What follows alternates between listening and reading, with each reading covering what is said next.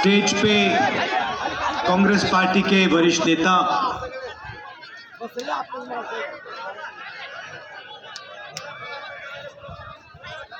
Congress party के कार्यकर्ता, आदिवासी भाइयों और बहनों, प्रेस के हमारे मित्रों, आप सबका यहाँ बहुत बहुत स्वागत, नमस्कार। आज भगवान बिरसा मुंडा जी की जयंती है और आपने मुझे भाषण देने का मौका दिया। ऐसे दिन पे आपने मुझे बोलने का मौका दिया, इसके लिए मैं आप सबका बहुत आभारी हूं और दिल से धन्यवाद करना चाहता हूं। ये कोई मामूली दिन नहीं है। बिरसा मुंडा जी अंग्रेजों से लड़े और 24 साल की आयु में अंग्रेजों ने उनकी हत्या की। जो भी उन्होंने करना था वो उन्होंने 24 साल में कर डाला। लोग लंबी जिंदगी जीते हैं, 60, 70, 80 साल जीते हैं, तब भी जो इन्होंने 24 साल में कर डाला वो नहीं कर पाते हैं। आज भगवान बिरसा मुंडा जी की सोच पर आक्रमण हो रहा है।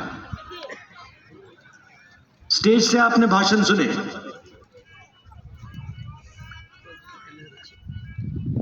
एक तरफ से नहीं हो रहा है,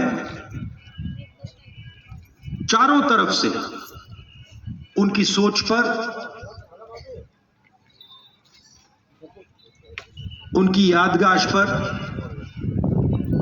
आरएसएस और बीजेपी आक्रमण कर रहे हैं।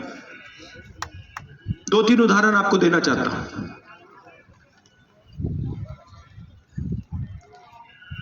जब मैंने भाषण शुरू किया, मैंने आपको आदिवासी भाई बहन कहा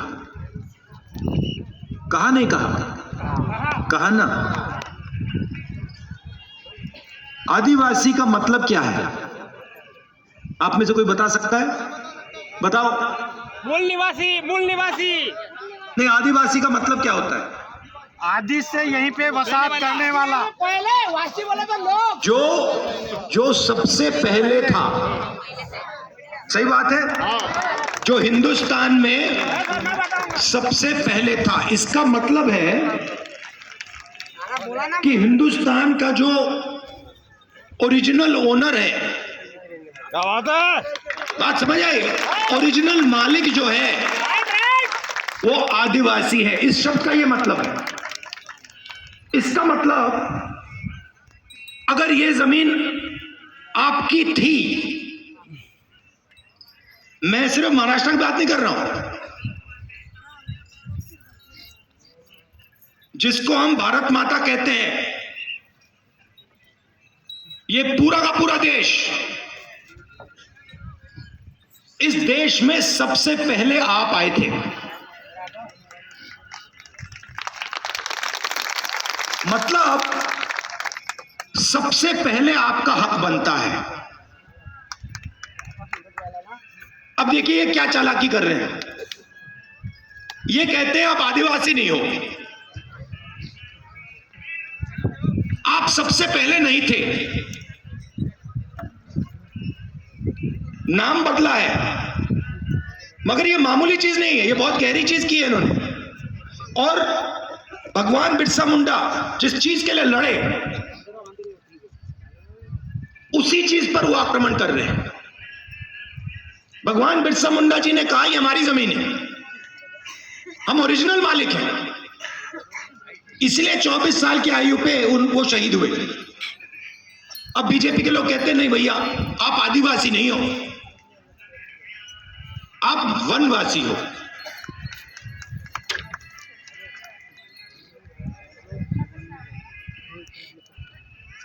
वनवासी का मतलब नहीं, आप गांव में नहीं रह सकते, आप शहरों में नहीं रह सकते, आप कॉलेज यूनिवर्सिटी में नहीं जा सकते, आप हवाई जहाज में नहीं उड़ सकते, आपको तो बस जंगल में रहना है। अभी ठहरिए, ताली मत बजाइए। अब देखिए, अगर आप हिंदुस्तान 1000 साल पहले आते, 3000 साल पहले आते, तो पूरा हिंदुस्तान जंगल था। 50 साल पहले आप हिंदुस्तान को देखते, काफी जंगल थे, और आज आप हिंदुस्तान को देखते हो, जंगल कम होता जा रहा है। सही बात, गलत बात? सही है। और आज से 20, 30, 40 साल बाद जंगल आपको दिखेगा ही नहीं, गायब हो जाएगा। तो ये आपसे ये कह रहे हैं कि आपको कोई हक नहीं मिलना चाहिए। जब जंगल गायब हो जाएगा तो वनवासी का कोई हक नहीं बचेगा। ये है इनका मतलब। ये आपसे कह रहे हैं कि ये जमीन आपकी नहीं है, और आपकी कभी नहीं रही, और कभी नहीं होगी। आप तो जंगल के हो। हम कह रहे हैं कि आप ओरिजिनल मालिक हो, ये पूरा देश आपका था,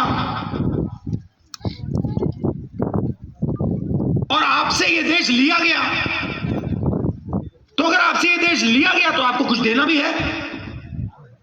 क्या देना है? आपके हक देने हैं, शिक्षा देनी है, स्वास्थ्य देना है, और देश का जो धन है उसका भाग आपको देना है।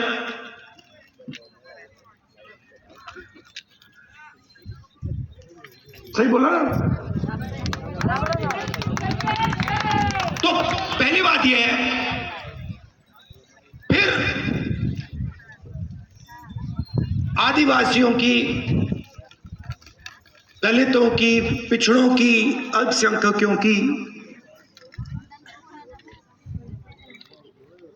कैसे मदद होती है, कैसे रक्षा होती है हिंदुस्तान में? यहां पे युवाएं बताओ, सबसे बड़ा आपकी रक्षा कौन सी चीज करती है? संविधान। ये देखो, संविधान सब जानते हैं। संविधान किसने बनाया? बाबा साहेब अंबेडकर जी ने बनाया। कांग्रेस पार्टी ने उनके साथ मिलकर बनाया। उस समय बीजेपी के नेताओं ने क्या कहा? संविधान की कोई जरूरत नहीं है, संविधान बेकार चीज है। और ये हर रोज संविधान पे आक्रमण करते हैं 24 घंटा, क्योंकि ये इस बात को मानने को तैयार नहीं है कि इस देश में दलितों को, पिछड़ों को, आदिवासियों को, गरीबों को हक मिलना चाहिए। मानने को तैयार नहीं है। तो आपसे शिक्षा छीनेंगे, स्वास्थ्य छीनेंगे, जो पब्लिक सेक्टर होता था उसको बंद करेंगे। मुझे आप बताओ, आपके जो बच्चे हैं प्राइवेट स्कूल में पैसा दे सकते हैं क्या? नहीं दे सकते ना। तो अगर सरकारी स्कूल सब बंद कर दिए जाएं तो आपके बच्चों का क्या होगा? पढ़ नहीं पाएंगे, अनपढ़ रहेंगे। फायदा किसका? मोदी का, बीजेपी का।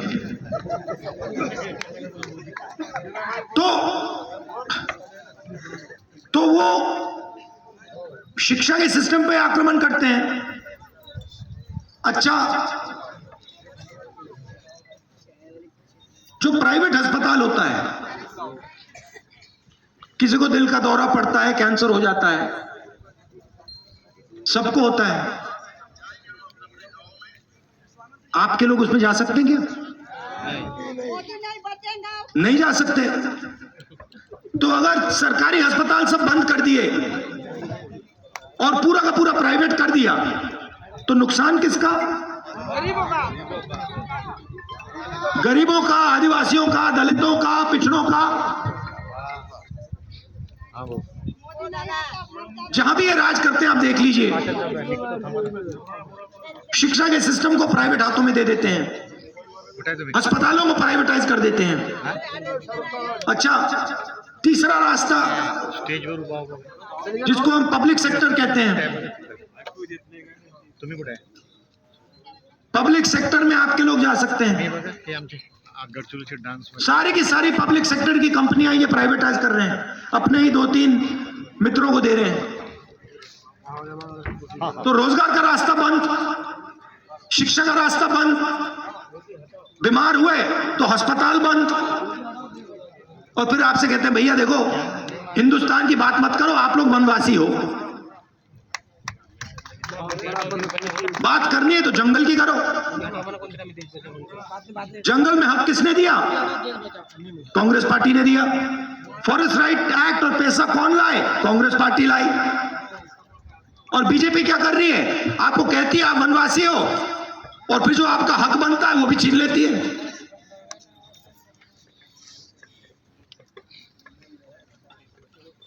ये सिर्फ आप पर आक्रमण नहीं है, देश पर है। मगर ये जो बिरसा, ये भैया थोड़ा झंडा हिलाओ जरा, मुझे ये दिखे। ये जो बिरसा मुंडा जी हैं, कमेंट न करो, इन पर ये आक्रमण कर रहे हैं, इनका अपमान हो रहा है। कमेंट न करो, चुप रहा है। तो सबसे जरूरी बात संविधान की रक्षा, आदिवासियों को शिक्षा,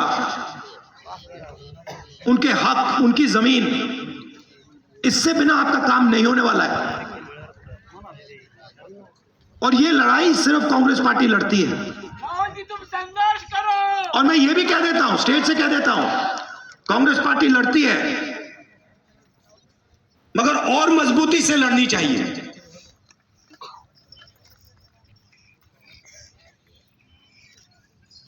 ये मैं आपसे कहना चाह रहा था। आखिरी बात देखिए, बिरसा मुंडा जी, भगवान बिरसा मुंडा जी 24 साल की आयु पे शहीद हो गए। अंग्रेजों ने उन्हें जमीन देने की कोशिश की, धन देने की कोशिश की,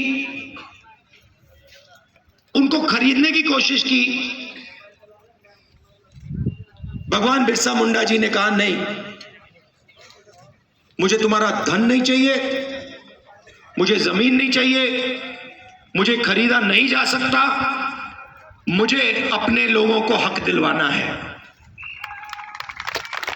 मतलब अंग्रेज उस टाइम के सुपर पावर थे, दुनिया में सबसे बड़ी शक्ति थी, और 24 साल के बिरसा मुंडा जी ने उनका मुकाबला किया और 1 इंच पीछे नहीं हटे, और उनकी हत्या कर दी, उनको शहीद कर दिया गया। ये आपके चिन्ह हैं, ये आपको रास्ता दिखाते हैं। अब देखिए बीजेपी के चिन्ह को देखिए, आरएसएस के चिन्ह को देखिए। सावरकर जी 2-3 साल उनको अंडमान में बंद कर दिया,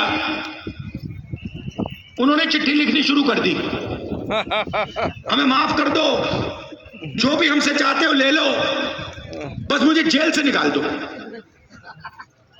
सावरकर जी में और भगवान बिरसा मुंडा जी में फर्क देखिए। 24 साल में ये शहीद हो गए। आदिवासियों के लिए, सिर्फ आदिवासियों के लिए, हिंदुस्तान के लिए अंग्रेजों के खिलाफ खड़े हो गए। और दूसरी तरफ सावरकर जी जिनके वीर कहते हैं। वीर सावरकर कोई मुझे बता रहा था कि उन्होंने अपने बारे में एक किताब लिखी, लोगों को बताया नहीं कि उन्होंने लिखी है। एक किताब लिखी, दूसरे नाम से लिखी कि सावरकर कितने वीर हैं।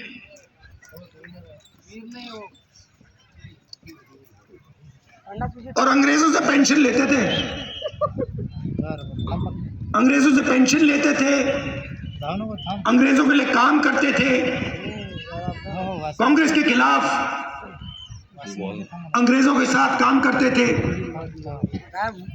और 2-3 साल 5 साल में जेल के बाद सच्चे सावरकर जी पूरे देश को दिखे। चिट्ठियां लिखी और अंग्रेजों ने कहा आ जाओ, हिंदुस्तान के खिलाफ हमारे साथ काम करो। सावरकर जी ने हाथ जोड़े, कहा हाँ जी मैं हाजिर हूं, जो भी आप मुझसे चाहते हो मैं करूंगा। ये है आपके भगवान में, आपके नेता और उनके नेता में फर्क। और मैं हर आदिवासी युवा से कहना चाहता हूं, ये देखिए, ये आपको रास्ता दिखाते हैं, इनका रास्ता आपको कभी नहीं छोड़ना है। और दूसरी बात, आप वनवासी नहीं हो, आप आदिवासी हो और आप ओरिजिनल मालिक हो इस देश के। बहुत बहुत धन्यवाद। जय हिंद।